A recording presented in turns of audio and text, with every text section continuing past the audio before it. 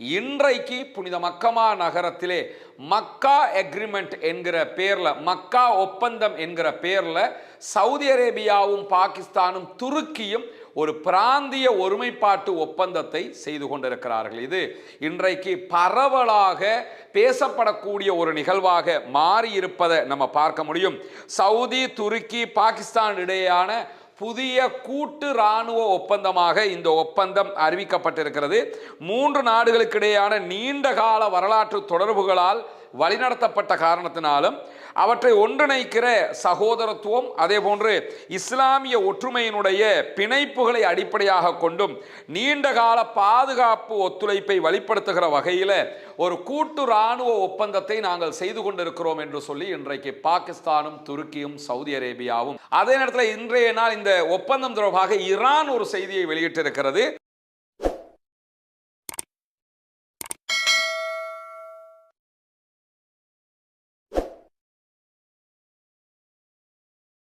அன்றுக்கினிய சகோதர சகோதரிகளே, நம் அனைவர் மீதும் ஏக இறைவனுடைய அமைதியும் கருணையும் உண்டாகட்டுமாக என்கிற உயரிய பிரார்த்தனைகளோடு மத்திய கிழக்கில் ஏற்பட்ட ஒரு மாபெரும் யுத்தம், 2 ஆண்டு காலம் காசா மீதான இஸ்ரேலிய ஆக்கிரமிப்பு படைகளுடைய தாக்குதல்கள், அதனைத் தொடர்ந்து லெபனானுடனான இஸ்ரேலிய ஆக்கிரமிப்பு படைகளுடைய சண்டை, ஹிஸ்புல்லாக்களுடனான யுத்தம், அதற்கு பிறகு ஒட்டுமொத்தமாக இஸ்ரேல் அமெரிக்கா ஒன்றிணைந்து ஈரான் மீது நடத்திய ஒரு 40 நாள் மாபெரும் யுத்தம். இந்த யுத்தங்கள் அனைத்துமே மத்திய கிழக்கை ஒரு மாறுபட்ட நிலைக்கு மொத்தமாக தள்ளி இருக்கிறது. குறிப்பாக இனிமேல் அமெரிக்காவை நாம் நம்பவே முடியாது என்கிற இடத்திற்கு அரபு நாடுகள் வந்திருப்பதை நம்ம பார்க்க முடியும். காரணம் என்னன்னு கேட்டால், அமெரிக்காவும் இஸ்ரேலும் ஈரான் மீது தாக்குதல்களை நடத்துகிற போது பதிலுக்கு ஈரான் அமெரிக்காவினுடைய மத்திய கிழக்கு நாடுகளில் இருந்த படைத்தளங்கள் மீது தான் தாக்குதல்களை நடத்தியது. குறிப்பாக கத்தரில் இருக்கக்கூடிய உதய் போர்ட் 10,000க்கும் மேற்பட்ட அமெரிக்கன் போர்சஸை கொண்ட ஒரு இடம்,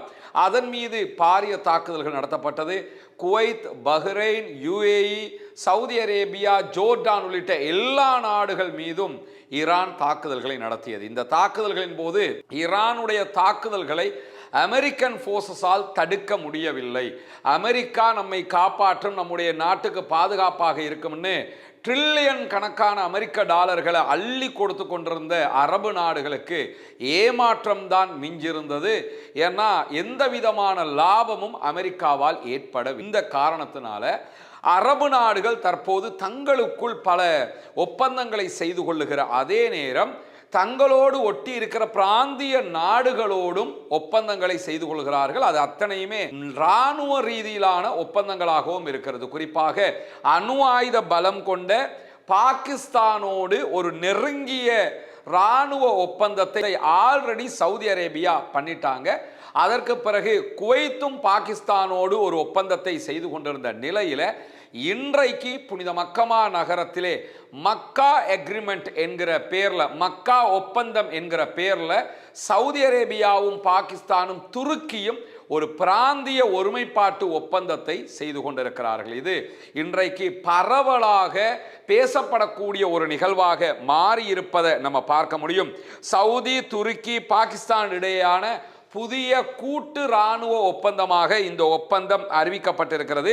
3 நாடுகளுக்கிடையான நீண்ட கால வரலாற்று தொடர்புகளால் வழிநடத்தப்பட்ட காரணத்தினாலும் அவற்றை ஒன்றிணைக்கிற சகோதரத்துவம், அதே போன்று இஸ்லாமிய ஒற்றுமையினுடைய பிணைப்புகளை அடிப்படையாக கொண்டும் நீண்டகால பாதுகாப்பு ஒத்துழைப்பை வெளிப்படுத்துகிற வகையில் ஒரு கூட்டு இராணுவ ஒப்பந்தத்தை நாங்கள் செய்து கொண்டிருக்கிறோம் என்று சொல்லி இன்றைக்கு பாகிஸ்தானும் துருக்கியும் சவுதி அரேபியாவும் கூட்டாக அறிவித்திருப்பதை நம்ம பார்க்க முடியும். இதற்கு அவர்கள் சொல்லக்கூடிய முதன்மை காரணம் என்னன்னா, நாங்கள் 3 நாடுகளுமே இஸ்லாமியர்களை பெரும்பான்மையாக கொண்ட இஸ்லாமிய நாடுகளாக இருக்கிறோம். எனவே இஸ்லாமிய ஒற்றுமை இதற்கு ஒரு காரணம், பிராந்திய தேவைப்பாடு இதற்கு ஒரு காரணம் என்று அவர்களுடைய அறிவிப்பில் சொல்லி இருக்கிறது மட்டுமல்லாம, இந்த ஒப்பந்தம் எந்த ஒரு ஆக்கிரமிப்பு செயலுக்கும் எதிரானதாக, அதே போன்று கூட்டு தடுப்பாற்றலை வலுப்படுத்துவதை நோக்கமாக கொண்டதாக இருக்கும் அப்படின்னு இருக்கிறாங்க. இந்த 3 நாடுகள் மீதும் ஏதாவது தாக்குதல் வந்தால் தடுப்பாற்றலை, அந்த தாக்குதலை தடுப்பதற்காகத்தான் 3 நாடுகளும் ஒன்றிணைந்திருக்கிறது என்று சொல்லக்கூடியவங்க 3 நாடுகளில் ஏதேனும் ஒரு நாட்டின் மீதான ஒரு ஆயுத தாக்குதல் 3 நாடுகளையும் தாக்கியதாக ஒப்புக்கொள்ளப்பட்டு பதிலடி கொடுக்கப்படும் என்று சொல்லியிருக்கிறார்கள். சவுதியை தாக்கினா துருக்கியையும் பாகிஸ்தானையும் தாக்கின மாதிரி, பாகிஸ்தானை தாக்கினா சவுதியையும் துருக்கியையும் தாக்கின மாதிரி, துருக்கியை தாக்கினா சவுதியையும் பாகிஸ்தானையும் தாக்கின மாதிரி, இந்த மாதிரி ஒரு ஒப்பந்தத்தை நாங்கள் போட்டிருக்கிறோம் அப்படின்னு சொல்லியிருக்கிறாங்க. இதனுடைய மேலதிக தகவல்களுக்கு முன்பதாக ஒரு விவகாரத்தை நம்ம புரிஞ்சுக்கிறோம். இந்த ஒப்பந்தம் எதற்காக போடப்பட்டது என்கிற ஒன்று இருக்கிறது. தற்போது ஏற்பட்டிருக்கக்கூடிய இந்த பிராந்திய சீர்திருத்தம், இந்த ஈரான் மீதான தாக்குதலுக்கு பிறகு அமெரிக்காவை நம்ப முடியலைங்கிறதுனால தான் தற்போது துருக்கியோடு ஒரு ஒப்பந்தம், அடுத்ததாக பாகிஸ்தானோடு ஒப்பந்தம் என்கிற நிலைக்கு சவுதி அரேபியா தள்ளப்பட்டிருக்கிறது. இதில் சொல்லப்பட்டது மாதிரி எங்களை தாக்கினால் மற்ற நாடுகளும் வர வேண்டும் என்பது எவ்வளவு தூரம் சாத்தியமானது என்கிற கேள்வி இருக்கிறது. காரணம் என்னன்னு கேட்டால், இப்போ நடைமுறையிலேயே பாகிஸ்தானோடு சவுதி அரேபியா ஒப்பந்தம் இட்டு இருக்கிறது. பாகிஸ்தானை தாக்கினா சவுதி தாக்குவாங்க, சவுதியை தாக்கினா பாகிஸ்தான் தாக்குவாங்கன்னு. ஆனால் இந்த காலகட்டத்தில் சவுதி அரேபியா மேலே ஈரான் தாக்குதல்களை நடத்தியது அமெரிக்காவினுடைய படைத்தளங்களை நோக்கி.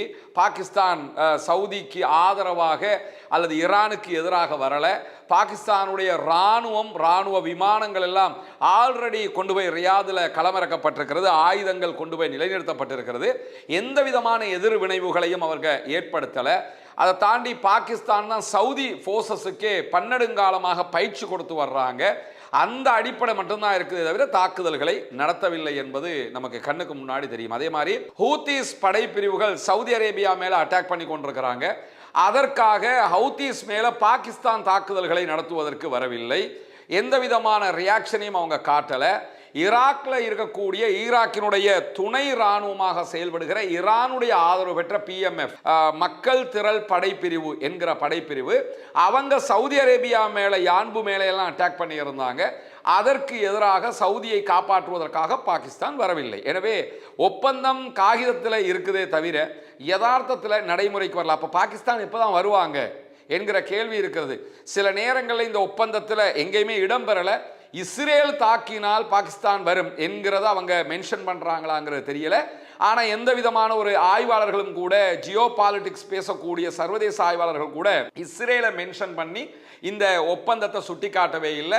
ஈரானுடைய இந்த தாக்குதலுக்கு பிறகுதான் சவுதி இப்படியான முனைப்புகளை எடுக்கிறது என்பதைத்தான் சொல்லுகிறார்கள். அதே மாதிரி நீங்க எடுத்துக்கிட்டீங்கன்னா துருக்கி அப்ப லைனுக்கு வருமா என்று பார்த்தீங்கன்னா, துருக்கியும் ஈரானும் ரொம்ப நெருங்கிய நட்பு நாடுகளாக இருக்கிறார்கள். கொள்கை அளவில் வேறுபட்டவர்களாக இருந்தாலும் இந்த அமெரிக்கா ஈரான் மீது தாக்குதல்களை நடத்துகிற போது ஈராக்கில் இருக்கக்கூடிய ஈரானுக்கு எதிரான குருதுகளை உள்ளே அனுப்புவதற்கு அமெரிக்கா எத்தனித்த போதும் அதை தடுத்து நிறுத்தியது துருக்கி தான்.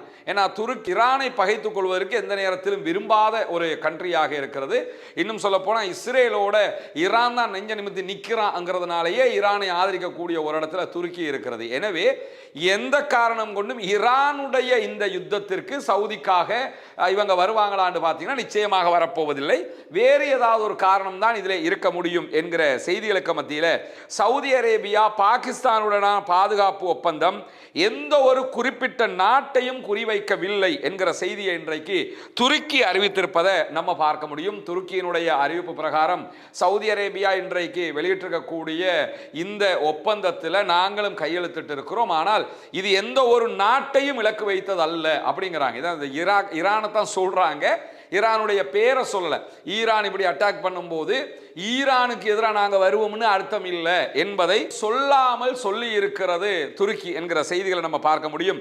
துருக்கியினுடைய அதிபர் அர்துகானுடைய அலுவலகத்தின் தகவல் தொடர்பு இயக்குநராக இருக்கக்கூடிய புர்ஹானுத்தீன் துரான் இன்றைக்கு வெளியிட்டிருக்கக்கூடிய செய்திகளில் எந்த ஒரு குறிப்பிட்ட நாட்டையும் குறிவைக்காத ஒப்பந்தமாக மக்கா ஒப்பந்தம் இருக்கிறது என்று சொல்லக்கூடியவர் சவுதி, பாகிஸ்தான், துருக்கியினுடைய பகிரப்பட்ட பாதுகாப்பையும் கூட்டு தடுப்பாற்றலையும் வலுப்படுத்தும் என்பதற்காகத்தான் இந்த ஒப்பந்தம் போடப்பட்டிருக்கிறது என்கிற செய்தியை அவர் சொல்லியிருக்கார். அதாவது நாங்கள் ஈரானை எதிர்க்கிறதுக்காக வரல என்பதை சொல்லாமல் சொல்லியிருப்பதை நம்ம பார்க்க முடிகிறோம். அதே நேரத்தில் இன்றைக்கு இன்னும் ஒரு செய்தியும் இது தொடர்பாக வெளியாகி இருக்கிறது. சவுதி, துருக்கி, பாகிஸ்தான் பாதுகாப்பு ஒப்பந்தத்தில் கணிசமான தடுப்பு அம்சங்கள் இருக்கிறது அப்படின்னு சொல்லி இன்றைக்கு சவுதி அரேபியா போட்டிருக்கக்கூடிய இந்த ஒப்பந்தம் தொடர்பான சர்வதேச தாக்கங்களை கொண்ட ஒரு பெரிய பாதுகாப்பு மறுசீரமைப்பே இதில் உருவாக்கப்பட்டிருக்கிற என்கிற ஒரு புகழ்ந்த செய்தியை லண்டனை சேர்ந்த இராணுவ ஆய்வாளர் அலெக்ஸ் இன்றைக்கு தெரிவித்திருப்பதை நம்ம பார்க்க முடியும். அல் ஜசீரா இந்த செய்திகளை சுட்டி காட்டுகிறது. ஓவராலா இந்த ஒப்பந்தம் சூப்பரான ஒப்பந்தம், அதில் எந்த மாற்று கருத்தும் கிடையாது. ஆனால் இது ஈரான்கிட்ட இருந்து மற்ற நாடுகளை பாதுகாக்கும் என்கிற ஒப்பந்தம், ஒரு உத்தரவாதம் இதில் கிடையாது. என ஈரானை பகைச்சிக்கிறதுக்கு இந்த நாடுகளும் தயார் இல்லை என்கிற காரணத்தினால. அதே நேரத்தில் இன்றைய நாள் இந்த ஒப்பந்தம் தொடர்பாக ஈரான் ஒரு செய்தியை வெளியிட்டிருக்கிறது. ஈரானுடைய நாடாளுமன்ற உறுப்பினர் இப்ராஹிம் ரஸாய் விடுத்திருக்கக்கூடிய செய்தி. இவர் நாடாளுமன்ற உறுப்பினர் மட்டுமல்ல, தேசிய பாதுகாப்பு அமைப்பினுடைய மிக முக்கியமான ஒரு உறுப்பினரும் கூட. அதனாலேயே இந்த கருத்து வலுப்பெறுகிற கருத்தாக மாறி இருக்கிறது. பாகிஸ்தான் துருக்கியோடு சவுதி அரேபியா செய்திருக்கக்கூடிய ஒப்பந்தம் சவுதிக்கு எந்த பாதுகாப்பையும் தராது அப்படிங்கிறாரு. இந்த ஸ்டேட்மெண்ட் ஆரம்பத்தில் பார்க்கும்போது சவுதிக்கு எதிராக அவர் பேசுற மாதிரி இருக்கும். சவுதிக்கு எதிராக எல்லாம் பேசல, சவுதிக்கு நலவாகத்தான் அவர் பேசுறாரு. என்ன சொல்றாருன்னு கேட்டா, பாகிஸ்தானோடையும் துருக்கியோடையும் நீங்க போய் ஒரு ஒப்பந்தம் போடுறீங்க, இதனால உங்களுக்கு என்ன நலவு ஏற்பட போகிறது அப்படின்னு கேட்கக்கூடியவர், பல ஆண்டுகளாக அமெரிக்காவை ஒருதலைபட்சமாக ஆதரிச்சுக்கிட்டே இருந்தீங்க. சவுதி அரேபியாவை அமெரிக்கா பாதுகாக்கும் அப்படிங்கிறதுனாலேயே நினைச்சுக்கிட்டு நீங்க ஒருதலை பட்சமாகவே அமெரிக்காவை ஆதரிச்சுக்கிட்டு இருந்தீங்க. ஆனால் கடைசி வரை அமெரிக்காவால் உங்களை பாதுகாக்க முடியாமல் போய்விட்டது. அதே நேரத்தில் இப்பொழுதும் துருக்கியையும் பாகிஸ்தானுடையும் போய் ஒரு அக்ரிமெண்ட்டை போடுறீங்க, இதனாலேயும் உங்களுக்கு என்ன பாதுகாப்பு கிடைக்க போகுது? நீங்கள் இப்படி இன்னொரு நாட்டை நம்பி நிற்பதை விட, அமெரிக்காவை இவ்வளோ நாளாக நம்பினீங்க, அவங்க பாதுகாக்கலன்னு தெரிஞ்சதோட இப்போ துருக்கி, அதுக்கு பிறகு பாகிஸ்தான் போய்கிட்டு இருக்கிறீங்க. இப்படி போகாமல் உங்களை நீங்கள் நம்புங்கள், உங்கள் ஆயுதங்களை நீங்கள் தயாரிக்க வேண்டும், உங்களுக்கு தேவையானதை நீங்கள் உருவாக்கணும், உங்களை நீங்கள் தான் பாதுகாக்க முடியுமே தவிர இன்னொருத்தன் காசை வாங்கிக்கிட்டு பாதுகாப்பான்னு நம்பினீங்கன்னா அது முட்டாள்தனம் என்பதை இன்றைக்கு ஈரானுடைய தேசிய பாதுகாப்பு அமைப்பினுடைய மிக முக்கியமான உறுப்பினர் இப்ராஹிம் ரஸாயி விடுத்திருக்கக்கூடிய செய்திகளில் நம்ம பார்க்க முடியும். இப்படி இன்றைக்கு இந்த ஒப்பந்தம் தொடர்பாக கலவையான செய்திகள் வெளியாகி இருக்கக்கூடிய சூழல்ல இன்றைக்கு வெளியாகி இருக்கக்கூடிய இன்னும் ஒரு முக்கியமான செய்தி என்னன்னு கேட்டா, ஹொர்முஸ் நீர்நிலை தொடர்பாக ஒமானோடு ஒரு நெருங்கிய கட்டமைப்புக்கு நாங்கள் வந்துவிட்டோம் என்று ஈரான் இன்றைக்கு அறிவித்திருக்கிறது. ஹொர்முஸ் நீர்நிலையில எப்படி செயல்படுவது, அதை எப்படி கண்ட்ரோல் பண்ணுவது என்பது தொடர்பாக நாங்கள் ஓமானோடு ஒரு ஒப்பந்தத்துக்கு நெருங்கி கொண்டிருக்கிறோம் என்று ஈரானுடைய நாடாளுமன்ற தேசிய பாதுகாப்பு ஆணையம் இன்றைக்கு விடுத்திருக்கக்கூடிய அறிவிப்பில் சொல்லியிருக்கிறது. மட்டுமல்லாம ஓமானுடன் புரிந்துணர்வின் பொதுவான கட்டமைப்பு தீர்மானிக்கப்பட்டிருக்கிறது என்று சொல்லியிருக்கிறார்கள். ஆனால் இறுதியான முடிவுகள் என்பது விரைவிலேயே வெளியிடுவோம், இப்ப இதை வச்சுக்கிட்டு முடிவெடுத்துறாதீங்க, ஃபுல்லா என்ன நடக்குதுங்கிறத தனியா வெளியிடுவோம் அப்படிங்கிற செய்திகளையும் அவர்கள் இன்றைக்கு சொல்லி இருக்கக்கூடிய சூழல்ல தான் ஈரானுடைய கட்டுப்பாடு ஹொர்முஸ் ஜலசந்தியிலே இறுகி கொண்டு வருகிறது என்கிற செய்திகள் இன்றைக்கு வெளியாகி இருக்கிறது. ஈரானுடைய நாடாளுமன்றத்தில் ஒரு மசோதா முன்மொழியப்பட்டிருக்கிறது. அந்த முன்மொழியப்பட்டிருக்கக்கூடிய மசோதாவில் சொல்லப்பட்டிருக்கக்கூடிய ஒரு விவகாரம் என்னன்னு கேட்டால், அமெரிக்காவுக்கும் இஸ்ரேலுக்கும் சொந்தமான கப்பல்கள் ஹொர்முஸை கடந்து செல்ல அனுமதி இல்லை. அப்படி போக வேண்டுமாக இருந்தால் ஈரானுக்கு அவங்க ஃபைன் கட்டிட்டு பணம் கட்டிட்டு தான் போகணும் என்கிற இடத்திற்கு ஈரானுடைய நாடாளுமன்றம் ஒரு தீர்மானத்தை கொண்டு வர இருக்கிறது. ஏன்னா சில நேரம் ஒமானோட பேசுகிற பேச்சுவார்த்தைகளில் ஹொர்முஸை ஃப்ரீ ஆக்கி விட வாய்ப்பு இருக்குது. அவங்க ஹொர்முஸில் ஓகே வளம மாதிரி கப்பல்கள் போய் வரலாம், ஆனால் ஹொர்முஸ் எங்களுக்கு தான் நீங்கள் போயிட்டு வாங்கன்னு சொல்லிடலாம். ஆனால் அமெரிக்கா இஸ்ரேலிய கப்பல்கள் போகிறதாக இருந்தால் எங்களுக்கு பே பண்ணிட்டு தான் போகணும் என்கிற அளவுக்கு ஒரு நிலையை அவர்கள் உண்டாக்குவதற்கான ஒரு சட்டமாக இந்த சட்டத்தை கொண்டு வந்திருக்கிறார்கள் என்பதை நம்ம புரிந்து கொள்ள முடிகிற அதே நேரத்தில் இன்றைக்கு இன்னும் ஒரு முக்கியமான செய்தி வெளியாகி இருக்கிறது. அது என்ன செய்தி என்று சொன்னால், ஈரானுடைய பாராளுமன்ற சபாநாயகர் முகமது பாகர் ஹலீபாப் விடுத்திருக்கிறார். அதில் அவர் என்ன சொல்றாருன்னு கேட்டால், ட்ரம்ப் தொடர்ந்து ஒரு நாடகத்தை ராஜதந்திரம் என்று நினைத்து கொண்டு செய்து கொண்டே இருக்கிறார் அப்படிங்கிறாரு. ஏன்னா அவசரமாக யுத்தம் முடிஞ்சிரும், ஈரானோட பேச்சுவார்த்தைக்கு நாங்கள் ரெடி ஆகிட்டோம், ஈரான் எங்ககிட்ட கெஞ்சிக்கிட்டு இருக்குது, இந்த மாதிரியான வார்த்தைகளை அவர் சொல்லிக்கிட்டே இருக்கிறாரு. நாங்கள் ஈரானை அழிக்கப் போகிறோம், ஒரு நாகரிகமே இல்லாமலாக போகிறது என்று சொல்லுவார். சொல்லிட்டு அடுத்த நாளே ஈரான் எங்களிடம் கெஞ்சியது, அதற்காக நாங்கள் விட்டு கொடுத்து விட்டோம், ஒரு ஒப்பந்தத்திற்கு போகிறோம்ங்கிறாரு. எனவே அவர் இராணுவ ரீதியாக எங்களை தாக்கப்போறோம் என்று சொல்றது ஒரு ஏமாற்றுவதற்காக சொல்கிறார். அப்படி தாக்கினால் பதிலடி நிச்சயமாக நாங்கள் கொடுப்போம். இது ராஜதந்திரம் கிடையாது, இது ஏமாற்று அப்படிங்கிறார். இதுல என்ன ராஜதந்திரம் இருக்குது? நீங்க ஒன்றும் ஒப்பந்தம்னா ஒப்பந்தத்துக்கு வந்து எங்களோட பேசணும், இல்ல சண்டைண்டா சண்டை பிடிக்கணும். சண்டை பிடிப்போம்ங்கிறது அழிப்போம்ங்கிறது அடுத்த நாள் வந்து உட்காந்துக்கிட்டு ஈரான் கெஞ்சியதுங்கிறது நாங்க கெஞ்சோம் இல்லை கொஞ்சவும் கிடையாது. நீங்க சண்டைண்டா சண்டை, சமாதானம்டா சமாதானம், ஆனால் நாங்கள் சொன்ன மாதிரி தான் இந்த ரெண்டுமே நடக்கணும் என்கிற விதமாக இன்றைக்கு முகமது பாகர் கலீபாப் விடுத்திருக்கக்கூடிய செய்திகளில் தெரிவித்திருப்பதை பார்க்கக்கூடிய அதே நேரம் இன்றைக்கும் ஹவுதீஸ் படைப்பிரிவினர் சவுதியினுடைய ஆதரவு பெற்ற யமனில் இருக்கக்கூடிய சர்வதேச அங்கீகாரம் கொண்ட அரசாங்கத்தினுடைய படைகள் மீது தாக்குதல்களை நடத்தி இருக்கிறார்கள் என்கிற செய்திகள் வெளியாகி இருக்கிறது. ப்ராக்ஸிஸாக இயங்கக்கூடியவர்கள் மீது தொடர் தாக்குதல்களை நடத்துவோம் என்று ஹவுதீஸ் அறிவித்திருப்பதை நம்ம பார்க்க முடியும். ஹவுதீஸை பொறுத்தவரை இவங்க ஈரானுடைய ப்ராக்ஸி அமைப்பாக செயல்படுறவங்க.